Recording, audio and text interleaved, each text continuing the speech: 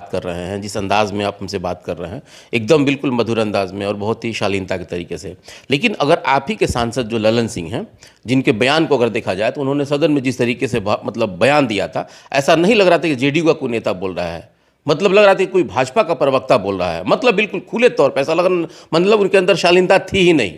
और ये चीज़ें मुसलमानों को बहुत चुभी हुई है कि आप इस तरह से सदन में लग रहा है दहाड़ रहे कि आप भाजपा का नेता हैं, इसको किसी को जख्मी कर ठीक है। आप किसी को जख्म लग जाए तो उसे हम क्या करें? नहीं सर, उसमें तो बात की तो भाषा होती है नहीं, ना। भाषा क्या, इसमें तो कोई अश्लील शब्द क्या या तुम ताम या इस ढंग से कोई बात तो नहीं बोल। उन्होंने कहा था कि पाप है और वक्फ बोर्ड का कुछ पाप था जिसको मोदी जी ने धो दिया। पाप बताएंगे ना। वक्फ की जमीन पर कब्जा नहीं करेगा, वक्फ की ही जमीन वो रहेगी। हाँ, उसका मैनेजमेंट ठीक से हो, जो चैरिटी का मामला है, जो वेलफेयर का मामला है, वो ठीक ढंग से पारदर्शी ढंग से वो पहुँचे। उसमें वेलफेयर में सिर्फ ज़मीन भी नहीं है, वक्फ में सिर्फ ज़मीन ही नहीं है, कई स्कूल हैं, कई इसके हॉस्पिटल हैं, मार्केट्स हैं। तो उससे जो आय होता है, आपने देखा जिस तरीके से देश के गृह मंत्री अमित शाह का जो अभी दौरा हुआ था, खास करके गोपालगंज में, और देश के प्रधानमंत्री का भी दौरा हुआ भागलपुर में। लेकिन इसी बीच जिस तरीके से वक्फ अमेंडमेंट बिल जो पारित हुआ है और उसके बाद जो देश की राजनीति गर्म हुई है, उसमें सबसे ज़्यादा अगर किसी को ट्रोल किया गया, खास करके जो पार्टी हैं, तो उसमें 4 पार्टियां थीं, जिसमें बिहार के जनता दल यूनाइटेड, वहीं तेलुगु देशम पार्टी के जो उसके राष्ट्रीय अध्यक्ष हैं और मुख्यमंत्री हैं चंद्रबाबू नायडू, उत्तर प्रदेश की एक पार्टी है जेडीएस, और उसके बाद चिराग पासवान। लेकिन सवाल वहीं अभी भी खड़ा है कि क्या इसका असर बिहार के चुनाव पे पड़ेगा और क्या सच में माइनॉरिटी समाज है कि इस बार जेडीयू से नाराज़ है। इन सारी चीज़ों को लेकर के आप तस्वीरें देख सकते हैं कि मेरे साथ पूर्व विधायक रमेश सिंह कुशवाहा हैं, वर्तमान में इनकी पत्नी जो है सिवान की सांसद हैं। मैं इनसे कुछ चीज़ें समझने की कोशिश करूंगा कि जिस तरीके से बिहार में एक नया उबाल आया हुआ है, खास करके वो अमेंडमेंट बिल को लेकर के आपकी पार्टी निशाने पे है और मुसलमानों के द्वारा ये कहा जा रहा है कि आप लोगों ने धोखा कर दिया, इसमें कितनी सत्यता है? देखिए, पहली बात तो ये है कि वक्फ बिल को पहले समझना चाहिए, और मैं समझता हूँ कि वक्फ का मतलब ही होता है कि भाई अल्लाह के नाम पर दान की गई संपत्ति। तो मैं समझता हूँ कि वक्फ बिल जो आया है, इसमें इसकी जो भी ज़मीन जायदाद जो भी संपत्ति है, सरकार वैसा बिल तो नहीं लाई है जिसके जरिए इस संपत्ति को अधिग्रहण किया जा सके, बल्कि इसको और बेहतर उपयोग में, जनहित में कैसे लाया जाए, मैं समझता हूं कि शायद यही मकसद रहा होगा। और इसी मकसद से वक्फ बिल संसद में आया था और वो पास भी हो गया और अब तो कानून बन गया है। आपकी पत्नी सांसद हैं, मशवरा हुई होगी, पार्टी से भी हुई होगी और अनऑफिशियली आपसे भी राय मशवरा हुआ होगा। तो इसमें आपने जो कहा कि शायद, तो इसमें शायद की तो कोई गुंजाइश नहीं लग रही है। पार्टी का या तो दबाव होगा कि नहीं आपको वोटिंग करना है, या फिर आपने कुछ सोच समझ करके ही वोटिंग किया होगा। लेकिन मुसलमानों का ये कहना है कि कहीं ना कहीं नीतीश कुमार जी, जिनको हम लोग सेकुलर समझते थे, उन्होंने हमारे साथ धोखा कर दिया है। तो अब ये धोखा क्यों आके कहा जा रहा है? क्या इसमें मुसलमानों को विश्वास में नहीं लिया गया है, या कहीं ना कहीं जो वो लोग कह रहे हैं कि मस्जिद, मदरसे और ऐसे जो भी मुस्लिम अदारे हैं उसको जो है कि एक्वायर करने की कोशिश की जा रही है? इसमें हम ज़रा समझना चाहेंगे। पहली बात है कि जब बिल जब आया था तो आप सभी जानते हैं कि ज्वाइंट पार्लियामेंट्री जो कमेटी है, जीपीसी, उसके पास सबको अपनी अपनी राय देनी थी। हमारी पार्टी के भी जो संसदीय दल के जो नेता थे, उन्होंने अपनी सलाह दिया और हम लोग के 5 सलाहों को मान लिया गया, ठीक है। और उसके बाद बिल पास हुआ, हम लोगों ने समर्थन किया। पहली बात है कि देखिए, इसका प्रचार ज़्यादा है।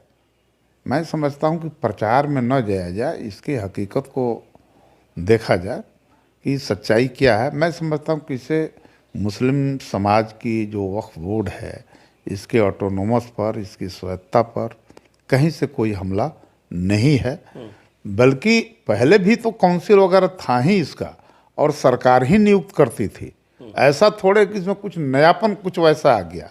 हाँ, इसमें और ट्रांसपेरेंसी लाने की कोशिश की गई है, अब देखना है, और मुझे उम्मीद है कि जो होगा वो ठीक ही होगा।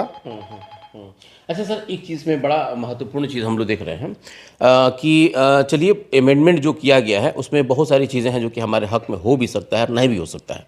लेकिन एक बड़ा सवाल इसमें खड़ा होता है कि जिस तरीके से छोट भैया जो नेता हैं, जो भी मतलब जो विवाद पैदा करने वाले होंगे। अभी आपने देखा कि मोतिहारी में एक वक्फ बोर्ड की ज़मीन थी और उस पर कुछ भाजपा के नेता पहुंच गए उसको एक्वायर करने के लिए। तो ये सारी चीज़ें जब होंगी तो आपकी सरकार कैसे इन चुनौतियों से निपटेगी? हमारी सरकार इससे भी बड़ी बड़ी चुनौतियों से निपटते रही है और मैं समझता हूं कि कोई भी व्यक्ति वक्फ की ज़मीन पर कब्जा नहीं करेगा।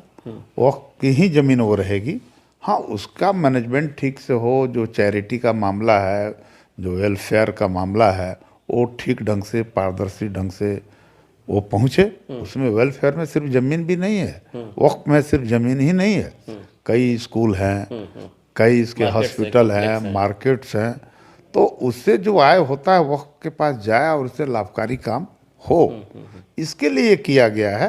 तो देखिएगा, कोई चीज़ बनता है तो लोगों को लगता है अरे क्या हो गया, लेकिन धीरे धीरे मैं समझता हूँ कि इससे जो गरीब मुस्लिम आवाम हैं, समाज का जो कमज़ोर तबका है, उससे उसको बेनिफिट ही मिलेगा। उनको कैसे बेनिफिट मिलेगा? मिलेगा उसमें जो विभिन्न तरह की जो अराजकता थी उसको हल करने की कोशिश की गई है, इसका लाभ उनको मिलेगा। तो जिस जिस शैली में आप बात कर रहे हैं, जिस अंदाज में आप हमसे बात कर रहे हैं, एकदम बिल्कुल मधुर अंदाज में और बहुत ही शालीनता के तरीके से, लेकिन अगर आप ही के सांसद जो ललन सिंह हैं, जिनके बयान को अगर देखा जाए तो उन्होंने सदन में जिस तरीके से मतलब बयान दिया था, ऐसा नहीं लग रहा था कि जेडीयू का कोई नेता बोल रहा है, मतलब लग रहा था कि कोई भाजपा का प्रवक्ता बोल रहा है, मतलब बिल्कुल खुले तौर पर ऐसा लग, मतलब उनके अंदर शालीनता थी ही नहीं। और ये चीज़ें मुसलमानों को बहुत चुभी हुई है कि आप इस तरह से सदन में लग रहा है दहाड़ रहे कि आप भाजपा के नेता हैं। इसको किस तरह से देख रहे हैं आप? देखिए, पहली बात है कि भाई हर आदमी को बात रखने का अपना अंदाज होता है, तो उनका व्यक्ति अंदाज है, अपने अंदाज में वो अपनी बात रखते हैं। अंदाज से किसी को जख्मी करते हैं। ठीक है, आप किसी को जख्म लग जाए तो उससे हम क्या करें? नहीं सर, उसमें तो बात की तो भाषा होती है ना। भाषा क्या, इसमें तो कोई अश्लील शब्द क्या या तुम ताम इस ढंग से कोई बात तो नहीं बोल। उन्होंने कहा था कि पाप है और वक्फ बोर्ड का कुछ पाप था जिसको मोदी जी ने धो दिया। पाप बताएंगे ना शब्द? ठीक है, तो उसमें वही जो एनार्की कुछ रही थी या जो बुरा पूरी पारदर्शिता नहीं थी। देखिए, सब लोग इस बात को मुस्लिम आवाम से भी व्यक्तिगत रूप से पूछिएगा तो लोग कहते हैं कि बड़ी करप्शन था। नहीं, मैं शब्दों की बात कर रहा हूं सर। ठीक है, करप्शन था तो अब बात भाई मान लीजिए, बात रखने का, जैसे आप मंच पर जाते हैं या आप पत्रकार हैं, आपको इंटरव्यू लेने का अलग अंदाज है, कोई बगल में बैठे हैं उनका अलग अंदाज हो सकता है। अंदाज पर ना जाया जाए, उसकी भावना पर जाया जाए कि उन्होंने क्या कहा, उसकी अंतर्वस्तु क्या थी, उसका मर्म क्या था, इसको देखना चाहिए। मैंने आपको क्या लगा वैसे उनको? नहीं, देखिए, हमारा कहना है कि वक्फ बिल का उन्होंने समर्थन किया, किसी का अंदाज अलग हो सकता है, बात सिर्फ उतना ही है। अब इसका मायने जिनको जो निकालना है वो निकाले। चलिए, इसी पे एक आखिरी सवाल हम ले लेंगे कि क्या लग रहा है कि जिस तरीके से मुसलमानों के अंदर नाराज़गी है, अभी आपके ही एमएलसी हैं गुलाम रसूल बलियावी साहब, उन्होंने कहा है कि अगर वक्त आएगा तो हम सरकार के खिलाफ भी जा सकते हैं। तो क्या लग रहा है कि इस नाराज़गी को आप लोग दूर करने की कोशिश करेंगे या जो कन्फ्यूज़न है उसको दूर करने की कोशिश करेंगे या और भी कुछ इसके बारे में काम करेंगे आप लोग? देखिए, पहली बात है कि हमारे जो नेता हैं माननीय नीतीश जी, हर चीज़ों को लोकतांत्रिक ढंग से चीज़ों को हल करते हैं। हम लोग नाराज नहीं होते हैं। हमारी भी पार्टी में विभिन्न तरह के लोग हैं, सबके अपने अपने मत हो सकते हैं, सबकी मतों को सुना जाएगा और उसको हल किया जाएगा। इसमें कोई बहुत बड़ी बात नहीं है। और मान ले कि कोई व्यक्ति अपनी पार्टी के फोरम पर आ करके अपनी बात रखता है तो इसमें हम तो समझते हैं कोई गलती नहीं है, रखिए सकता है, रखना भी चाहिए। और जो मुस्लिम सोसाइटी के अंदर अगर कोई जो भ्रम है तो पहले तो नीतीश जी के पूरे कामों का मूल्यांकन मुस्लिम समाज को करना चाहिए था। मैं समझता हूँ जिनको वो लोग सेकुलर कहते रहे हैं उनमें, और जिनको आज के तारीख में कह रहे हैं कि कम्युनल हो गया, तो देखना चाहिए कि 20 वर्षों में मुसलमानों के लिए नीतीश जी ने क्या किया। पूरे 20 वर्षों के इतिहास में 5 सेकंड के लिए कहीं कर्फ्यू नहीं लगा, हिंदू मुस्लिम कोई तनाव नहीं हुआ। या आज भी जहाँ कहीं भी हिंदू मुस्लिम के इशू तनाव वाले उठते हैं, सरकार और प्रशासन कितना सतर्क रहती है, कितनी तैयारी के साथ वहाँ पहुँचती है, कहीं सब होने नहीं दिया जाता है। और मैं समझता हूँ कि बिहार के राजनीति के इतिहास में, चाहे पहले अतीत में कांग्रेस की सरकारें रही हो या बीच में आरजेडी की 15 वर्षों की सरकार हो, उससे बेहतर नीतीश कुमार ने अल्पसंख्यक समाज के लिए काम किया है। मैं समझता हूँ इसको नहीं भूलना चाहिए अल्पसंख्यक समाज के लोगों को। अगर नीतीश जी नहीं होते तो आज मदरसा की आज जो बेहतर हालत है नहीं होती, तालीमी मरकज़ में जो सुधार हुआ उसकी स्थिति ये नहीं होती।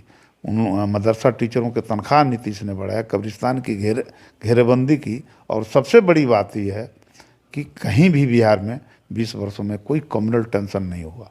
लेकिन राजद तो ये कह रहे हैं कि जेडीयू यानी कि नीतीश कुमार जी घिर गए हैं भाजपा में, और भाजपा ने उनको घेर करके उनकी राजनीति ही समाप्त कर दिया है। इसमें क्या कहेंगे आप? देखिए, अब आरजेडी विपक्ष में है तो उनको तो कुछ ना कुछ अपनी राजनीति को चमकाने के लिए कुछ ना कुछ करना पड़ेगा, कहना पड़ेगा, तो उनकी बातों को हमसे कोई लेना देना नहीं है। मानसिक तौर पे कह रहे हैं कि नीतीश जी मतलब अभी ये हो गए हैं, बीमार हो गए हैं, इसलिए भाजपा उसका फ़ायदा उठा रही है। असल में मानसिक रूप से वे लोग बीमार हैं, वो लोग एकदम सत्ता में आने के लिए छटपटाहट है उनके अंदर, इसलिए वो बात बोल रहे हैं, बहुत उत्वालेपन के शिकार हैं।